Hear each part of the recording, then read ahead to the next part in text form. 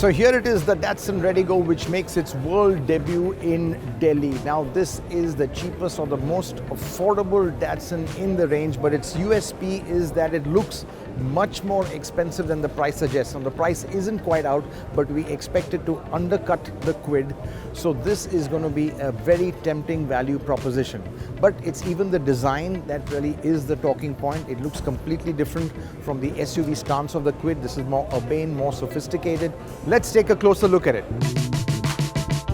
The Redi-Go is just 3.4 meters long, but the designers have given it a pretty planted stance by pushing all four wheels to the extreme. So there's really very little overhang.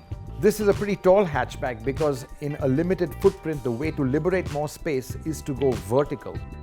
So clearly the stance of the Redi-Go is very tall boy. It's maximized the interior space. You've got a very short bonnet over here, which points to a roomier cabin. The wheelbase is the same as the quid, but it is really quite well proportioned.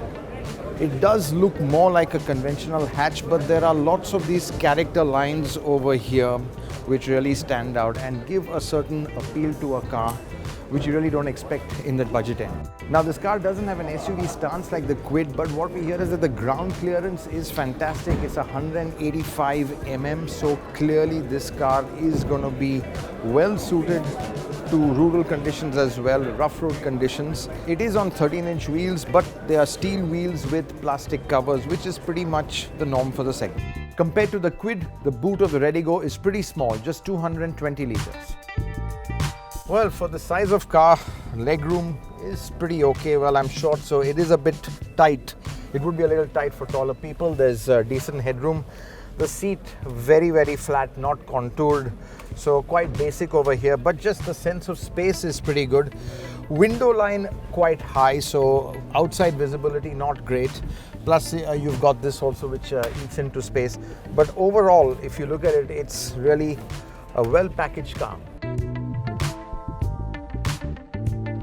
Now the interior, it's fairly basic and functional, but it's got some interesting design elements. Lots of storage space to keep your things, exposed storage space. But the glove box, it's pretty pointless. You can't get much in here. The high-set dashboard is quite functional and it's got quite a few bits carried over from the Datsun Go and Go Plus, like the aircon vents and the aircon controllers. And we had said this before, there's no touchscreen yet. Now we know the touchscreen was really the hot selling point of the Renault Kwid, but Datsun don't have it in the Redi-Go, but we hear they are working on providing it later on. So here it is, the first look at the Datsun Redi-Go. I must say the car did surprise us because it does look very close to the concept, and that's not what you normally think can be done with a budget car, but really Datsun have done a pretty good job with the design. It looks very contemporary, it looks very modern, but it does look also like a conventional hatch. So clearly this is going to be more against the Eon and the Alto than the Kwid is, where the Kwid really, its selling point is its SUV character. But what you get over here is a very practical interior. There's a sense of roominess, but really it's finally going to be the price, because if the Redi-Go undercuts the Kwid, well, that's going to really set the cat amongst the pigeons. It could really heat up the segment, which is getting very, very interesting.